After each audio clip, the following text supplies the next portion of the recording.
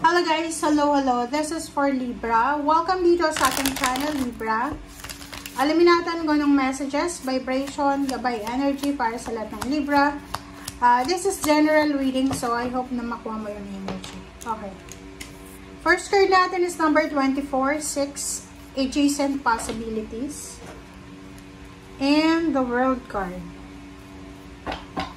Okay, Libra.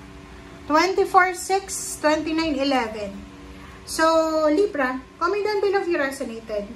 May mga Libra ditong nakaranas kayo ng several na iba't bang klase ng rejections.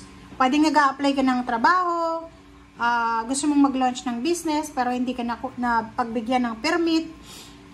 Sinasabi ng bara sa'yo dito na maraming rejections ka na pinagdaanan, pero isang pagkakataon, isang oportunidad na makapagtrabaho sa ibang bansa ang posibleng ilatag sa iyo ng universe by the end of 2025. May iba din sa inyo dito na ang dami-dami yun ng pinuntahan na agency kasi gusto nyo pumunta ng ibang bansa, pero palaging rejections. Sinasabi ng baraha sa iyo dito na maybe yung rejections na yan, it's a redirection sa'yo para kailangan mong maghintay or kailangan mong hintayin talaga yung nakadestiny sa'yo na bansa kung saan ka talaga nararapat. Okay? Wow!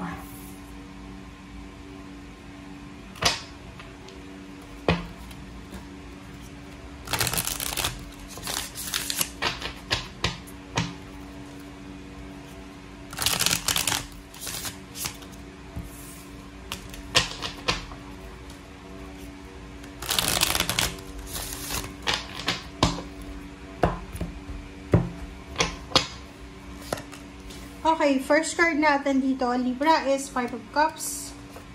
Why regrets? Nakikita ko sir dito, meron ditong Libra na siya ay maybe nangihinayang siya or maybe may hinihintay ka or pwedeng naghintay ka na.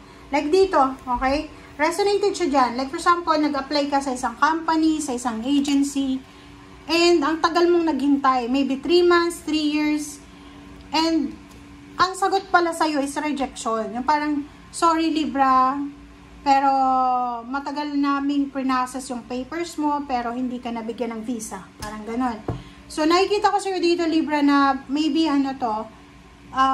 November, December, kung sobra-sobra yung efforts mo dito, ay posibleng manghihinayang ka. Kasi, manghihinayang ka eh. Kasi ginawa mo yung best mo eh. High Priestess and Two of Pentacles, sinasabi ng bara sa'yo dito na isang oportunidad para sa financial balance ang ilalatag sa'yo ng universe. Ang kailangan mo dito is kailangan mong pag-isipang mabuti, timbangin yung sitwasyon, makinig sa intuition. Kasi yung intuition natin hindi tayo ipapahamak yan.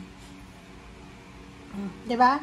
So, wag tayong masyadong magpadalos-dalos, Libra, sa mga decision making natin. Lalo na kung patungkol ito sa pera. Wag kang magpapadalos-dalos na mag-resign, lumipat ng ibang bansa, lumipat ng ibang trabaho, magtiwala sa mga tao na parang like i-impluwensyahan ka, ganyan, ganito.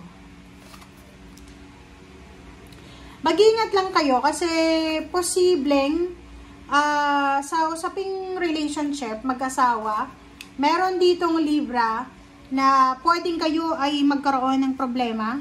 Pwedeng kayo ay magkaroon, maybe ikaw, yung partner mo magkaroon ng third party, na pwedeng yun yung maging dahilan para masira yung relationship. And hindi ko alam kung bakit pumasok to dito sa financial. Pero sinasabi ng bara kasi maybe sobrang motivated ka sa trabaho ngayon, tapos nalaman mo na yung karelasyon mo ay may third party, ganyan ganito. So, sinasabi ng bara sa'yo dito na pag-isipan natin mabuti lahat ng desisyon natin, Libra. Huwag tayong magpadalos-dalos. Alright.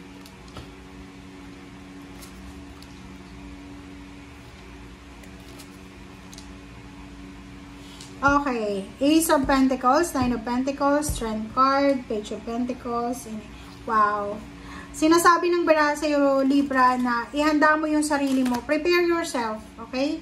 Prepare yourself kasi posibleng in the near future, especially, maybe hindi pa siya ngayong November, December, maybe 2026. There's incoming diba? Paparating pa lang siya. Isang napakalaking halagang pera ang posibleng darating sa'yo. Isang job offer ang posibleng darating sa'yo na pwedeng magdala sa'yo ng financial strength, financial freedom. Like halimbawa, yung negosyo mo, may negosyo ka ba? Sobra-sobrang nag-boom yung negosyo mo. Pangalawa, posibleng ma-promote ka sa trabaho, madagdagan yung overtime mo, posibleng madagdagan yung sweldo mo, posibleng makaipon ka ng pera, makahawa ka. So, parang nakikita ko sa'yo dito na may iba sa inyo, hindi lahat, pero may mga libra ditong pagsapit ng November or December, possible na may trabaho ka na, may business ka na, pero may mga sidelines pa kayo. Kung kaya't marami kayong pera na mahahawakan. Okay? Ang dami-daming pera. And yung financial na meron ka kasing ini-aim na dapat by the end of 2025, ganito yung hawak kong pera.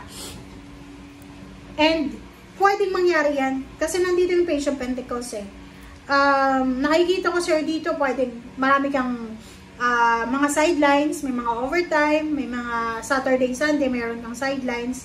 And at the same time, pwedeng ma-promote ka, tumaas yung posisyon, tumaas yung tiwala sa'yo ng mga tao. 5 of Wands and 5 of Pentacles, diba? Sinasabi ng bara sa'yo dito na lahat ng financial problems na pinagdaanan mo, Libra, ay posibleng ilalaban mo na talaga. Kumbaga, sa dami-dami mong pinagdaanan sa past, financial problems, health problems, nagkagulo-gulo na yung buhay mo, yung pamilya mo, and gayon, nakikita ko na you will recover kasi 10 na to 5 plus 5 is 10. Sinasabi ng barahan na may mga tao sa paligid mo na pwedeng mag-away-away because of financial problems, pero ikaw, posible kang magiging mas motivated pa. Okay? So, kung makikita mo dito, sinasabi ng barahan sa'yo dito na marami kang balita na matatanggap. Like, halimbawa, yung kakilala mo, may balita kang matatanggap na yung dati mong boss ay posibleng naghiwalay na sila. Okay? Dahil sa problema sa pera. Posible din na mababalitaan mo na yung mga taong umagrabyado sa'yo ay naghihirap na sila. Lalo yung mga, halimbawa, may mga iba sa inyo Libra na pinagtulungan kayo. Nung time na wala kang pera, nung time na naghihirap ka, may sakit sa pamilya, may mga pinagdaanan kayong problema. Yung mga taong ito na, sila yung mga taong nagdala sa inyo ng terror, parang ganon. Yung nakita nila na naghihirap ka, pero pinagtawanan ka nila, malalaman mo na yung mga taong to ay mag-aaway-away sila because of financial problems.